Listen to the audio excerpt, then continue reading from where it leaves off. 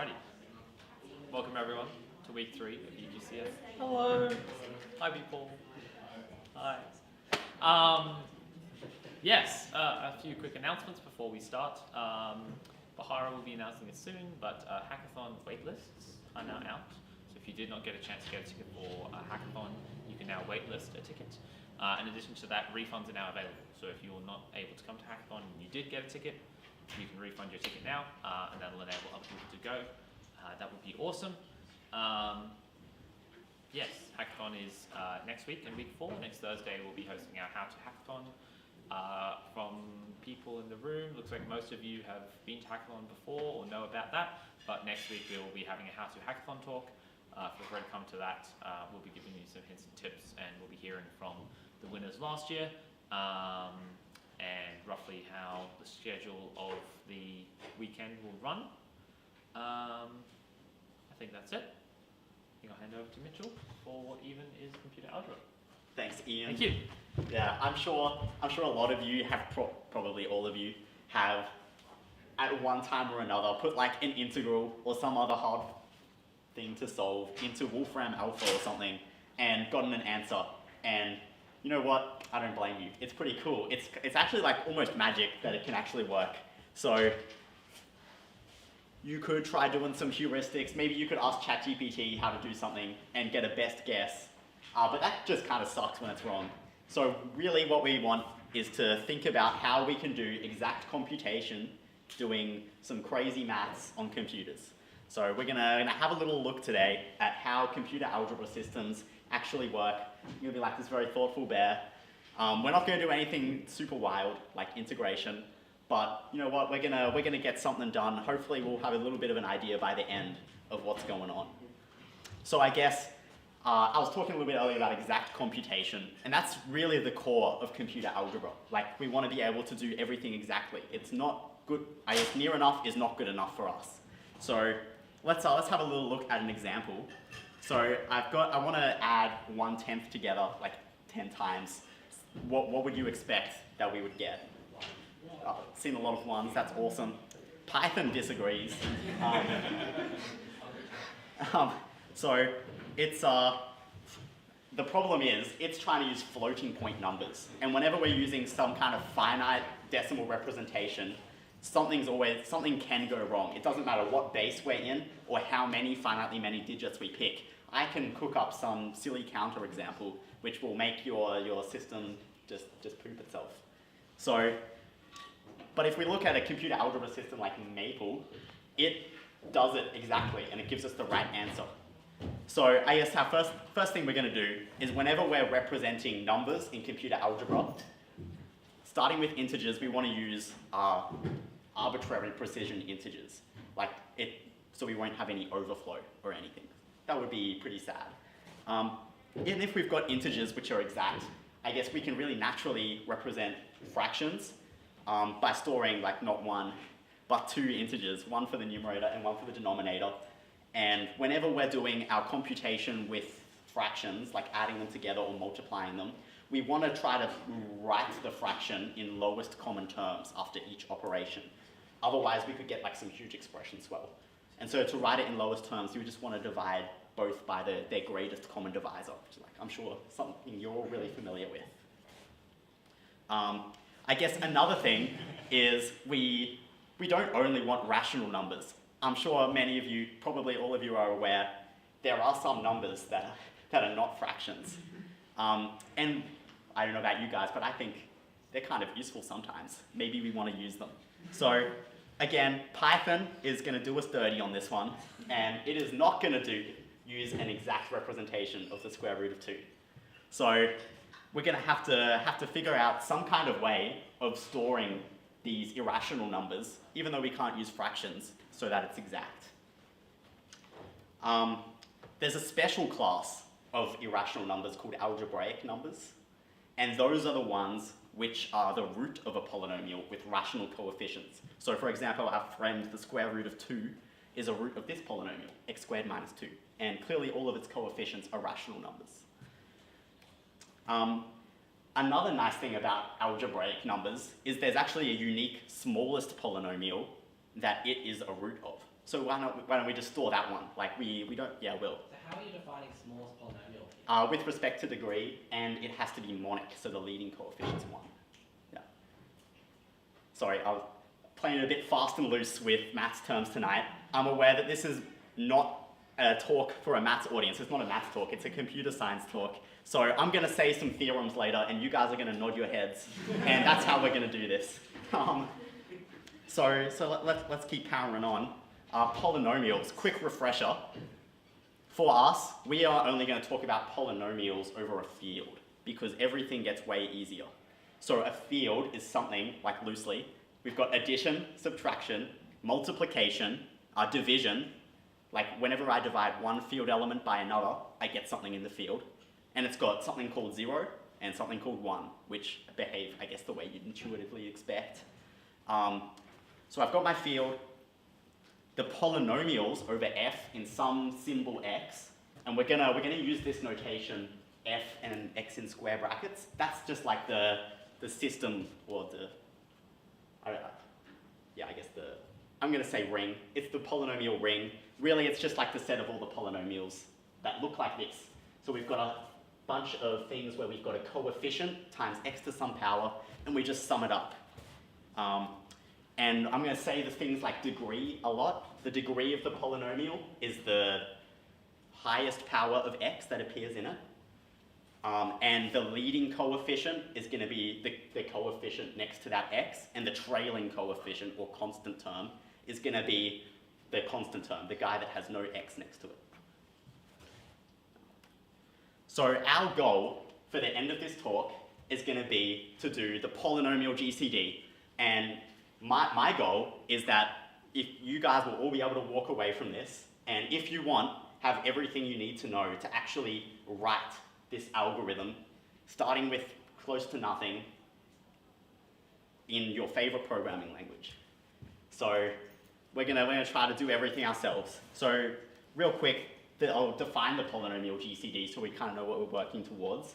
We're going to be working with polynomials whose coefficients are in some field f. Could be like the rational numbers. It could be the integers modulo some prime number.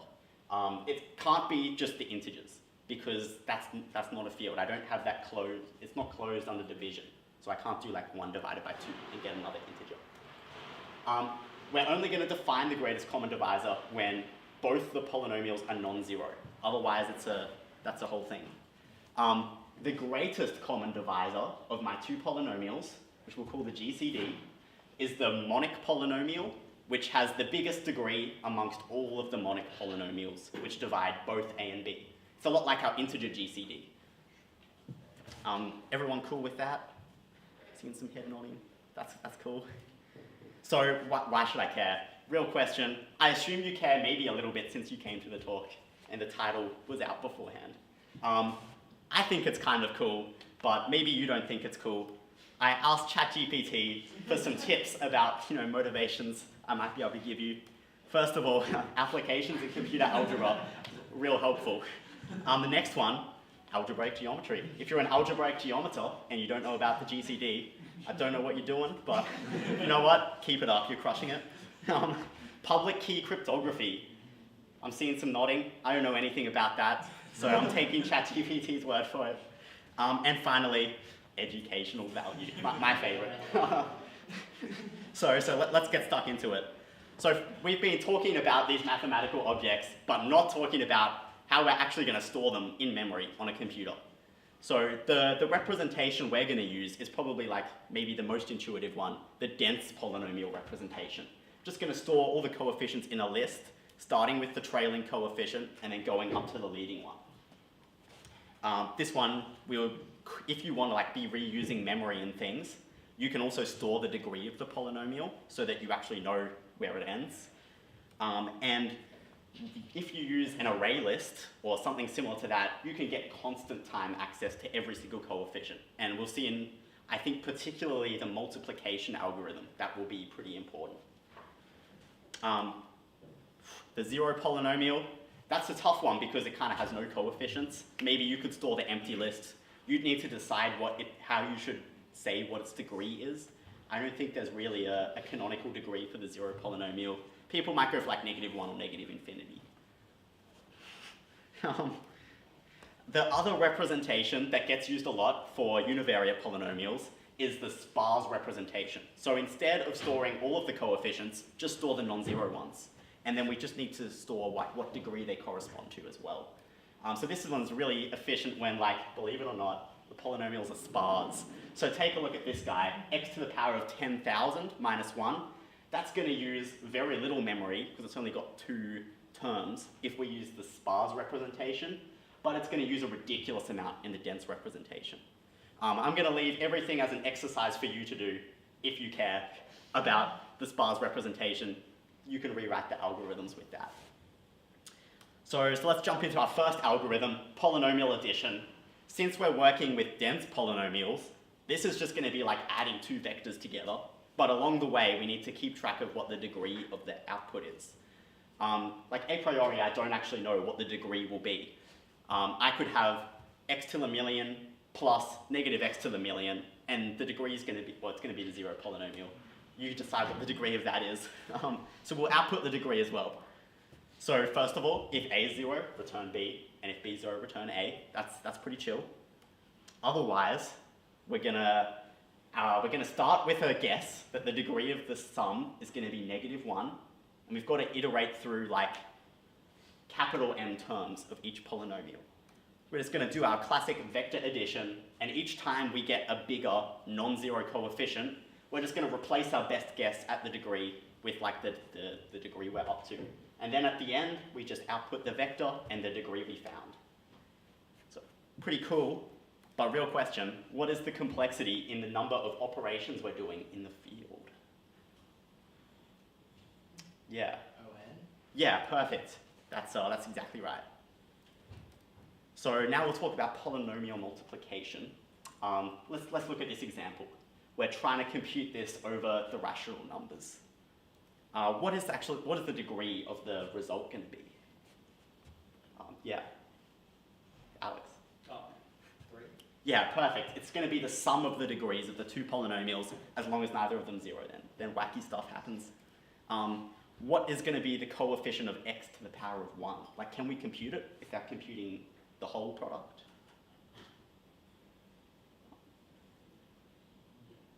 Yeah, we can just like look at all of the ways we can multiply monomials together to get x to the power of 1 and then sum up all of those coefficients, right? So we actually have a really nice closed form formula for the product. Like if I'm writing my 2 polynomials like this is what all the coefficients in the product are. So our multiplication algorithm, it's just got to compute these guys. So let's write an algorithm for that. First, we know what the degree of the product is going to be, so we don't even need to output it. That's all good, but we do need it for like the upper bound of the loop. Then we're just going to compute all of the c's. Everyone okay with that one? Cool. So we've got to think about like the complexity of our algorithm. So in computer algebra, when we're working in a field, we almost always care only about the number of multiplications we're doing. Additions are like dirt cheap in all of the fields, I think, that we can represent on computers, but multiplication can get really expensive. So we're just going to think about the multiplication cost and assume that addition's like negligible compared to that. So first of all, notice that the kth coefficient will always require k plus 1 multiplications, just from the formula. Now, where we could just sum up all of the costs for all of the coefficients, and we can use Gauss's nice little trick to find the sum of like the first n natural numbers, and we get this formula for how many multiplications we've done. And that is going to be quadratic in the degree of the product, which is like good. It's a polynomial time algorithm, which is really nice. But it is quadratic, and there are much faster algorithms, but they're kind of hard, so we're going to ditch them. Yeah, you have a question? Are those faster algorithms suitable for exact calculations? Yes, they are. Yeah. Cool. So now it's time for division. And when we're doing division, we're not necessarily going to be doing exact division because we maybe don't know if polynomial B divides polynomial A. Instead, we're going to be doing something called Euclidean division. So we want to compute like the quotient, Q, and then the remainder r. And what we really care about is that we find the unique solutions q and r such that the r, the remainder, is either 0 or its degree is less than b. So here's a little example. Now we're working in a finite field, so we've got the integers modulo 7. We can compute a divided by b, and we get a quotient and remainder like this. So I guess the question is, how are we going to do it? I'm sure a lot of you have probably seen like synthetic division or polynomial long division. They're the same thing, different names. I had a look into it and it looks so hard to typeset, like no way at all. So instead we're going to learn a fun algorithm. We're going to do fast division. Yeah, it's called that because it's pretty fast. So first let's label the degrees of a and b and consider our equation we want to find a q and r for. So remember these things. First of all, the degree of q is the degree of a minus the degree of b. And we know that's true because if we computed the product of b times q, r kind of, like whatever, it's not going to cancel it out, and its degree isn't going to be big enough to do anything. So this is going to be the degree of the quotient. We know this nice fact about the remainder. So let's have a think about an algorithm idea. What if I have like some magical black box that could compute the inverse of the polynomial b, which is an infinite power series, possibly, but maybe we don't need all the terms. Maybe we only need the terms that will actually make some difference to q. And then I guess our idea is we're going to do a times b inverse, and hopefully we get q, or something that we can recover q from. Right? So that's why we don't need all the terms. We just need enough terms that it's going to be big enough for the degree of q. Step 2, recover q. And step 3, profit. Well, that's the algorithm idea. So let's give it a crack. It turns out this sucks because we actually don't know that r is going to disappear from this. And our whole algorithm hinged on us being able to compute q from just a times b inverse and then get r later. So let's go back to the drawing board. But not really, because we can just reverse the polynomials. Crazy. Who thought of this? I don't know. But let's do it anyway. As our intuition is, get the coefficient list and reverse it. Algebraically, this is the same as substituting x with 1 over x and then multiplying everything by the x to the power of the degree of the polynomial. So now whenever we write reverse, we're going to write a little subscript under it with the degree of the polynomial, and that's going to help us remember what the degree was and what r is actually, the reverse is computing. So here we go. Let's consider our a equals bq plus r in our Euclidean division formula and try to do some stuff with that. So first of all, we'll substitute x with 1 over x in all the polynomials involved and then multiply both sides of the equation by x to the power of m, the degree of a. So this is reverse a over here, and there's some wild, wacky stuff going on over this side. But is it really that wild and wacky? It's not. We can split up this first x to the power of m into the x to the power of the degree of b times x to the power of degree of q. This is looking good. And then we can do the same thing over here with r. We know its degree is at most x to the n minus 1. So I guess we can do a reverse and rewrite it all so it looks like this, which is great, but we've still got an r. But remember, we wanted to get some stuff modulo a power of x, and reversed r is multiplied by a power of x. So let's just quotient out, I guess, by taking it all modulo this power of x. This is awesome. We've actually got almost an equation, a equals b times q. So if we can magic up b inverse, we're done, right? This is it. We've just got we've got b inverse. We just do this thing, and then we've got reverse q modulo x to the m minus n plus 1. But the degree of q is actually the same as x to the m minus n. So reverse q modulo x to the m minus n plus 1 is actually just reverse of q. I guess this is really similar to if I asked you to find an integer which is 1 modulo 4 and is between 0 and 4. Like it's going to be 1 because it's the only thing which is small enough. And so we've got the same thing here. We're projecting all of the possible solutions for reverse Q down to like the 1 point Q that we actually care about. So that's pretty sweet. What was the other point I wanted to make? Oh yeah, just reverse it again once we've got reverse Q. And then we've got Q.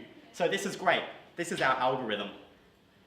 Input A and B, where B is non-zero. I should have written that down. First of all, get the degrees of them and reverse them. I'll compute that, we'll get to that soon. And then step 3, profit, we're done. That's our algorithm. And it's pretty fast, it's pretty simple. It's got like 1 multiplication plus like whatever's in that step. So that's awesome. I guess what we've got to do is actually, yeah. Would we need to require that the degree of A is less than the degree of B in order to calculate rev and take M? No. If we're trying to divide A by a polynomial which is bigger than A, the remainder is just going to be A. It's going to be like 0 plus some stuff. Right, but how would you calculate rev and take M if M take M is negative? That's a good point. I think, yeah, you're right. We should check for that before we do our algorithm. Sure, and then if that's the case, then our remainder is just... It's just going to be A and the quotient's going to be 0. That's right. That's a good point. Thank you. Yeah. So let's get on to computing our truncated power series inverse. Wow, that's a mouthful. I promise it's not that scary. So what we really want to do is I know I clowned on approximations at the start, but we're actually going to start approximating. So we've got some polynomial f, and let's approximate its inverse. And any approximation, we're going to say it's good enough if when we project it down by taking it mod this power of x, we get the thing we were looking for. Like we actually get an inverse. Because then it's like, our approximation is good enough because it's actually exact, I guess in a sense. And with the added bonus that we don't have to compute infinitely many terms of the power series. So let's have a crack. So first of all, observe that our inverse g, or approximation of the inverse, its constant term has to be the inverse of the constant term of f, so that when everything multiplies out, the constant terms are 1, and then all the other stuff is like 0 or gets cleared when we do the mod. So actually, this is a guess. This is an approximation. It's not a very good one because it only works modulo x. It only works up to the constant terms. But maybe it would be nice if we could have some kind of machine that we can give an approximation and then it gives us back a better one. And then we can keep giving our machine, like feeding it its own approximations until it gets us something which is good enough that when we project it down, all of the other better approximations get projected down to like the same thing, which is what we want. So let's, I don't know, has everyone seen Newton iteration before? What we do is we just guess a solution for the 0 of the red function, and then if it's not a 0, so here my first guess is 1. If it's not a 0, then we do a linear tangent to the red curve at that point, and then it's going to point us down probably somewhere that's close to another 0, or closer to the 0. So we'll make that our next guess. Our next guess is where the previous blue line hit the x-axis, and we've got a closed form solution for what the next guess is in terms of the previous one. And like you can derive that yourself. It's pretty chill. Crazy idea. What if the function we're trying to find a 0 of is like 1 divided by the approximation of the inverse, so I guess it's an approximation of f, minus f, and we're trying to find a 0 of that. Yeah? So like the Newton iteration there, Yeah. like that graphic and like my understanding of it is like really based in it being in like, you know, the rationals or the reals, like R2, Yeah. right? Or like Q2, I guess. Does it like just work fine in like any fields with like a formal derivative or something? Like is it just chill? I've got no idea. I'll tell you what we're going to do though. I'm going to present the theorem soon and you're all going to nod because it's going to say that this works. So I'm sorry, that's not very satisfying. In fact, I've got no idea why this works because we're not even doing something of a real variable or a number variable. It's literally a polynomial variable, which is cooked as hell. But guess what? We've got this nice closed form. Look at this, this is pretty. We've got a nice closed form for the next guess based on the previous guess, which is just multiplication and addition, which we can do. It's pretty cool. And the theorem says it works. So let's nod. That's cool. In fact, you don't have to nod. This one is pretty easy to prove yourself if you want. Or you just got to do some induction on I, and it just, I don't know, it's crazy. It just works. It's awesome. So has anyone got any questions about this stuff? Yeah. So you were saying that with this theorem, if we had some n that we wanted to calculate mod x to the n, we just keep increasing I until 2 to the I is bigger than n. That is exactly right, and that is exactly our algorithm. So we're going to input a polynomial we want to approximate an inverse for, and a k, like how big or how good our approximation should be in terms of modulo x to the power of k. So let's go. As you said, we just find a power of 2 which is big enough, and that's going to be r, and then we just do the thing r times and then output the answer, which is fantastic. We've actually got b inverse, and so our algorithm from earlier is going to work. All the pieces are in place. So this is great. That's division actually done. We've been talking a lot about the cost of these algorithms, and this one's a pretty tough one to approximate the cost of. So what we're going to do, we're going to fix some polynomial multiplication algorithm, capital M, and what this capital M is going to do, it's a function which takes in like a size of the polynomials I'm multiplying together, and gives me back a cost in number of field multiplications. It turns out it actually doesn't matter what M is, because our answer depends on M, I guess. We've got D, the cost of doing a division in number of field multiplications, depending on how good we want the approximation to be, modulo x to the power of n. So here's our assumption. If multiplication is worse than linear in terms of complexity for field multiplications, which is conjectured to be true. No one's found a linear or better multiplication algorithm. People think one doesn't exist, but I guess we don't know. But if that's true, then the cost of division is bounded by 3 multiplications and some linear stuff, which is, that's damn fast. It's pretty cool. I guess, let me know if you care, and I'll send you a proof. It's pretty long and not very intuitive. So let's go. Fast division. I'm going to sum up that nasty proposition with like this really nice sentence. One fast division costs about the same as 4 multiplications of the same size. Awesome, that's your takeaway. I couldn't help myself. Alright, so we're up to the final step, polynomial GCD. This is what we wanted. We're going to use the Euclidean algorithm, which I'm sure some of you have probably seen before, and it really hinges on this lemma, which I actually don't know whose it is. I'm guessing it's probably Euclid. So I want to compute the GCD of A and B. Let's do one Euclidean division of A divided by B. It turns out that the GCD of A and B is the same as the GCD of B and the remainder. Let's have a look at an example. Let's do the GCD of these polynomials, because we don't get any nasty numbers when we do the computations, which is pretty killer. So first of all, do our Euclidean division. We've got the divisor, b, is x squared minus 1. We actually don't care what the quotient is. And then we've got the remainder, x plus 1. Let's do another GCD. Recursive call, I guess, now with b and the remainder. Do another division. And what's nice is now we've got a remainder of 0. So keep that in mind, because now we've got to do the GCD of the previous divisor and the previous remainder.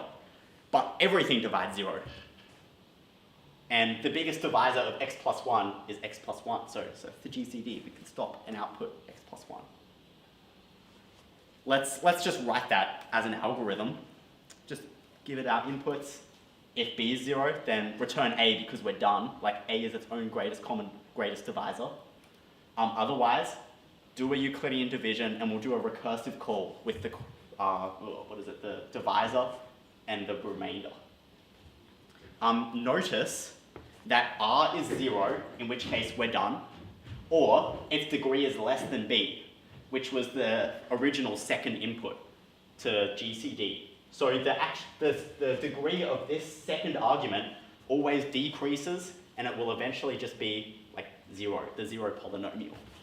So that's termination is proved. That's it. And that's my talk. Thanks so much for listening, guys.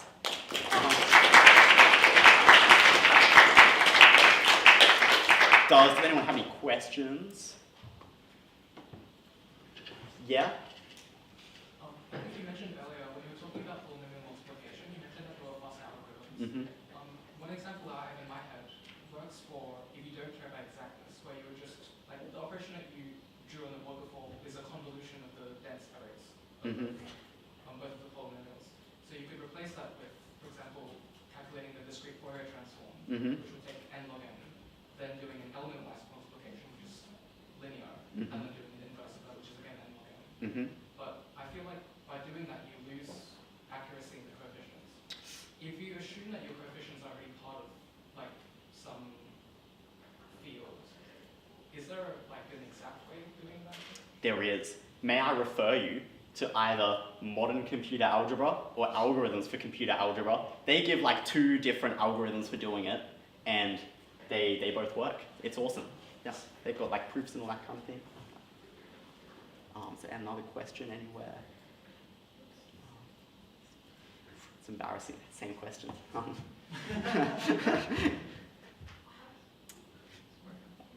No worries. Thanks so much for listening, everyone. I'll hand it back over to Ian. Thank you very much. No, thank you very much, Mitchell. Much appreciated. As an appreciation, your mug. Thanks so much. It's pretty cool. Yeah, everyone who does a talk gets a mug. So feel free to chat to me if you would like to do a talk and get a mug. Oh, thank you, Alex. Other Alex. I very severely undercated because people didn't respond on Discord, and I thought there were 10 people coming. There are not 10 people here. Anyway, regardless, we have some pizza outside for you. Don't forget, hackathon tickets can now be refunded. Waitlist if you would like to.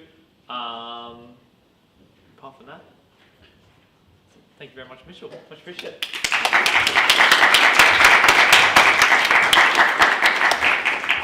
See you next week.